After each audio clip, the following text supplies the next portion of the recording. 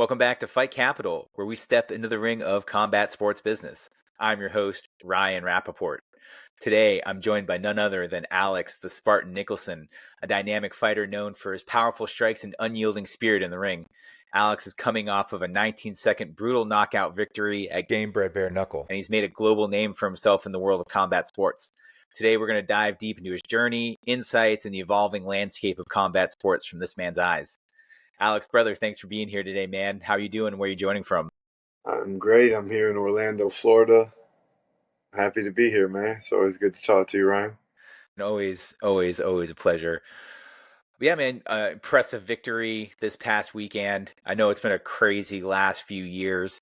Can you just share with us a little bit how your career has evolved from coming onto the regional scene, exploding into short notice victories at the UFC, and now where you're at with Gamebred and the bare knuckle? Yeah, I mean, the sport's gotten a lot bigger in the past couple of years. It seems attention gets people paid more than skill, but the skill will always prevail. And it's coming back around for me. It's never been about the big organization, it's always about the guy in front of you trying to hurt you. And that's what these kids don't understand. It's about ability and hard work, and that will always be rewarded, and it's starting to be. So it's a blessing, and it's been a wild ride. Uh, Learned a lot about life, more than fighting, and that's helped me with fighting. When it comes down to being a martial artist, it's about the circle of life, the energy that you give out, and it all comes back around. So I'm happy where I'm at. I'm undefeated when it comes to bare knuckle MMA, and until somebody can shut me up or show me they're better, I'm going to keep beating my chest and dry humping unconscious opponents. Well, and for a little context for that too, he was saying some pretty Yeah, he nasty started shit to it. you. Yeah, He yeah. So started it. He I was crossed. explaining that today when I sent the clip to someone. I was like, not the most classy celebration, but there was a meaning behind it. It's Yeah, like, if you cross the line, you pay the fine, man. yeah, yeah. Well, you had an interesting point that you touched on. You've been in this game for more than a minute. I mean, you've seen a lot, and you've kind of turned into this like mentor for a lot of these up and coming fighters, whether it's people at Fusion Excel or people like Reggie, who was like taking his career to the next level. How have you kind of like stepped into that role as like a mentor and a coach as you progress through your career? It became easy because I became a father. So it's like they're going to do as you do, not as you say. And you got to lead by example, which is truth. So I'm living right. I'm working harder than everybody else. If I can outwork them, they're going to listen to me. They can go on the mat and they can't choke me out and they can't beat me up. They're gonna respect more of what I say every time. So same thing when it comes to that. It's fighting's a brutal game. It's like a lion in the jungle. If they come onto your territory, they have to be killed. And you gotta protect your pride. That's why it's called a pride, I guess. You take pride in life, take pride in what you do, and be a man of your word. And being a father's made the role as a coach easy. And I'm not even a coach. I'm a training partner, and now I guess I'm becoming this role model, and this weird thing to think about, but one step at a time. Well, it's one of those things that as you've grown up and you've had those great mentors in the ring and in the cage alongside on the mats with you as well. I mean, I'm sure you've probably soaked that in over time, but you've always had some pretty awesome people to train with, like Mike Perry, your dad, and all of you just kind of like people who bring like a high level of skill, but also intensity to the sport. Is that something that you feed off of, when you have people like that training with you? Yeah, and I've learned it's not about what I can do as much as what I can share and teach. And if my crazy story brings people peace and I don't share it, then I don't deserve it. And that's how I feel about a lot of different things now. But having, Mike, my father, Machida, Craig, Roger Crawl, different minds, different ideas, different kinds of people, but they're all good spirits. It's just very, very uplifting, and you want to share that feeling and share that mindset because we can all get caught up thinking it's a bad life and all this crazy stuff we see, we read, we're thrown in our face, or we could be somebody's joy to be around or something cool to learn, some way to keep your mind on something positive. And that's what winners do. Be a winner. And if you think you're a loser, you're going to always be that. So be a winner. It's easy. You could frown and look at yourself and think you're angry and sad, or you can look and smile at yourself in the mirror. It's simple as that. And you got to know you could do it. But that's who I surround myself with, and I won't let other people that have that bad spirit around me. It's bad for you. That positive energy always bleeds out too. I mean, you've had a rough last 4 years in terms of being able to get fights, whether it's people dodging you, having to travel all around the world, the suspensions that you've been in. What have you been telling yourself through all that time, and like keeping yourself moving forward and keeping yourself in the right state of mind to take it to the championship level again? Oh, my son Odin's got to eat. That's what me and the boxing coach keep saying when I'm tired. Odin's got to eat. My mom it needs to stay retired. My dad needs to stay retired. Odin has to go to a nice school. We could say that we want to just have all that we can have, but no, we were humans. We want more. It's good, and there's also evil, and we're gonna be greedy at times. But I've learned it's about having enough and enough time to teach them and be with them and learn from the older people in the family and be around your family and your friends.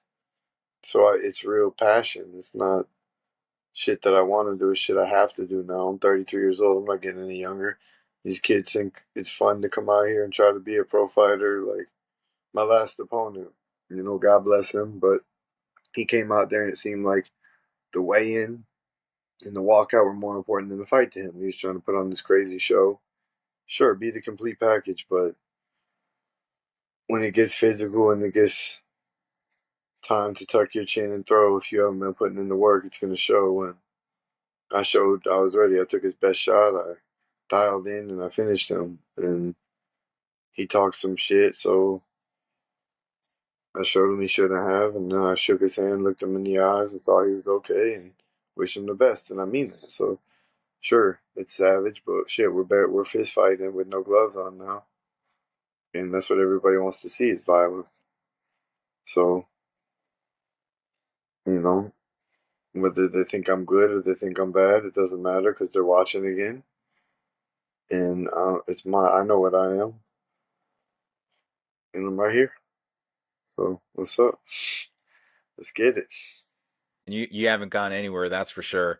Except one thing that always pisses me off, and that I like to talk about when I talk about athletes and how they monetize, and it's their social media. And this is the craziest shit that I've ever heard of, man. When Instagram suspended your account, then they randomly just give you your check mark back.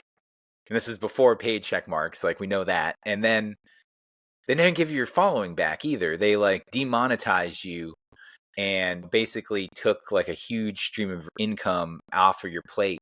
And during that time, I mean, what's the deal with that? How do you overcome something like that when like what's your main resources is just taken away from you pretty much overnight? I mean, when it rains, it pours, man, and you got to be ready to find some dry place to lay your head.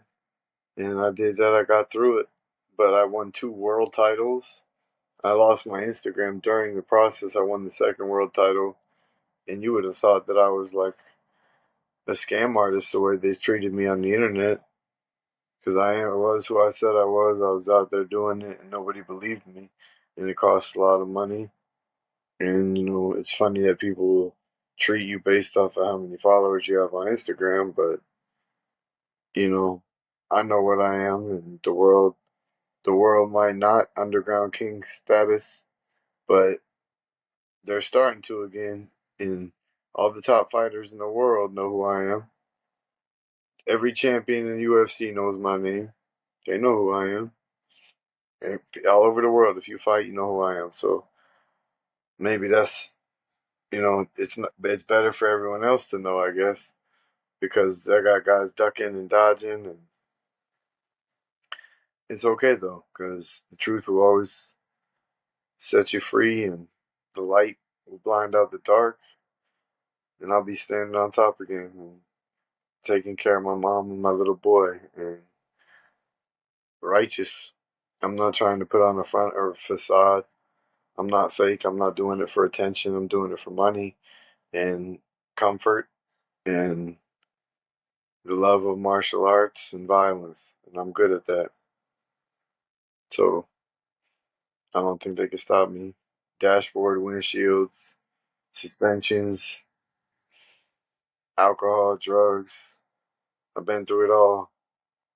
Face first. That's literal and Yeah, metaphorically speaking. Yeah, yeah, that's for sure, man. makes sense, right? Talk a little bit about the accident and like what that meant for you, man, because just knowing you and seeing the change in your life that Yeah, it resulted made from me that. sit there and think if I was gone, what would people be left with? How, like financially, how they would think about me. My little man was only 4 years old. He would have not. He would have grown up without a dad, and I was just okay for the most part. I mean, I was a little rocked and a little cut, but I was fine. And it was crazy that I was. So it brought me back to thinking eternally about our spirit, our soul, where it goes, our life here. How does it make sense? If it could just be taken. Then after that, I buried a few more friends. I was real reflective for the first time in my life. That's why I'm so violent when it comes fight time. Yeah, that guy's trying to take my health. He's trying to hurt me. And if I don't have the mindset to want to physically leave him absent life on the floor, then I shouldn't fight anymore. It's not a nice game. You got to rip their heart out. And when that's done, then you could worry about their health. So it's all come around. That accident made me present because I was out of it after for a few weeks, and I didn't realize it until I woke up again while my eyes were open. That's the crazy thing. So, but I'm here. I'm about to go pick my little boy up from school. Life's good. I got some more money. Christmas will be cool. We gotta have another fight probably January, so I'm training hard. I already went back to the boxing gym. It's what you make your life, and if there's no fight camp if you're a real fighter. Fight camp's a joke if you really do this and live this life. You're a martial artist. You have to do the push-ups. You have to do the cardio. You have to eat good. You shouldn't drink alcohol. You shouldn't do mind-altering drugs. Well, mind-altering chemicals. You know, it's uh, it's all about proper supplementation, good sleep, keeping joy and stress down. And once you really know how to do that, you could be very unstoppable. You choose what makes you angry. You choose what makes you sad. And once you can control your mind, your body follows. So, you know, life's cool, bro. I'm good out here. And I think I'm only 33 years old. God bless them. Wish them the best, but y'all are old. Fucking, we all know what happens. You get slow and shit hurts and you don't heal. Well, I got another decade. So, let's get it. Yeah, man. And one of the things that has impressed me most is your community as well. Not just people you're training with, but the promoters, the refs, all of these people that not just know you, but want to see you win. And, shout out to Titan FC that was giving you fights throughout your suspension, taking you wherever you need to go. But also Gamebred, with Jorge. First of all, giving you a shout out on Joe Rogan's show. And I remember when I was watching it and I was like, oh shit, he's telling Alex is saying the most violent person. He's like, "Are you seeing Alex Nicholson? You need to see this guy." I mean, what has Dean Toole and Jorge? What have they meant for you and your career and where you're at now? Well, Dean was the matchmaker for my pro debut, and then I fought in island fights. I was supposed to fight Kleckler. I knocked him out when I was 23. He was 33. Now I'm 33. He's 43. And, sure, I hope he heals up. I'm not even going to say anything because it's a terrible injury. Hope it heals up and we get to do it again. And we'll see what happens. But Dean's always been there. I fought Chase Sherman, Chris Barnett. I'm undefeated on island fights. Roy Jones Jr. Honor to fight. I was co-main event to him headlining the card. Got me a lot of notoriety. And, I broke my jaw in the fight in the first round. I knocked the guy out at the end of the first round. That was huge. If those fights were seen on a bigger stage, the whole world would know my name. But Dean put me on that, gave me the stage to perform. And I always show up and perform. So now that he has this, they paid my suspension. I got in trouble. They knew that. They helped me out. They got me fights out of the country as well. So Dean's been there my whole career, and he's an honest guy. There's not many honest promoters, and George has been there and done that, so he knows. He said he lived in his car at one point, and now he's all over the world. So it's inspirational, and real recognizes real, and I'm excited for the future with the company and those guys. Yeah, brands. We all got families to feed. Shit. And the brand's blowing up too, man. I mean, they had a great card this weekend. I mean, that was just a wild night, and luckily you made it out particularly well. But the combat sports as a whole is evolving. I mean, what are these changes that you're seeing, and how are you thinking that you're going to take this to the next level here as you go into this fight in January and keep moving forward? I think just being genuine. Like I said, it's not a front, it's not a facade. This is Alex Nicholson. I don't care if I'm walking out at Madison Square Garden or the MGM or I'm at Publix around the corner from my house. I don't want violence, but if you bring it my way, I'm the king of it and I can shine. And I'm a nice, chill guy, but I'm good at fighting. I've become one of the best martial artists there is when it comes to a real fight. Junior Dos Santos, I respect him. He's a legend. But he talked about this on, he's not a pussy. I shouldn't have called him a pussy. I was hyped up. But I'm not taking it back. If that'll get you to fight me, what's up, pussy? But I'm saying it's not a real martial artist if he's afraid to fight bare knuckle. Because I think he's just saying that to hype it up because he can't be. I mean, I'd be shocked, honestly. That's why I say that. But I'm right here and I believe I'll knock him out. Verdum, I'll knock him out. You know, Allen, Roy. And I don't say it from the point of ego or dislike. I like all those guys. I like what they've done with their careers and their lives, but I'm controlling my mind. I know when it comes time to flip that switch, I could shake their hand and then attack them. And I don't think anybody wants this creature that I've become to come out and attack them. I don't even want to. I'm like a composed silverback now, and it's dangerous. You sign that contract, your health is on the line, and no amount of money's worth that. And I tell myself that. That's why I go insane. But it's this focused tunnel vision and this energy beam that I can project that paints a vivid picture, beautiful destruction. And I'm high level, man. Prince McLean was a journeyman, and I'm the man, like I said. It's like cool. And I'm so calm now. I wasn't angry at weigh-ins. I wasn't angry at fight night. I used energy, and then he woke me up. Maybe I was too calm. Maybe next time I adjust, learn, keep going. But we'll see. I believe in myself, and I think that's one of the most important things. And I'll help share that with others. If you don't really believe it and you can't go when it's time to go, then you should do something else. You know, you got to do everything right. You're not going to go skydiving and not learn how to pack the parachute properly. At least I wouldn't. That sounds crazy to me. You got to do every little step of the way and figure out how it's going to work or it won't work.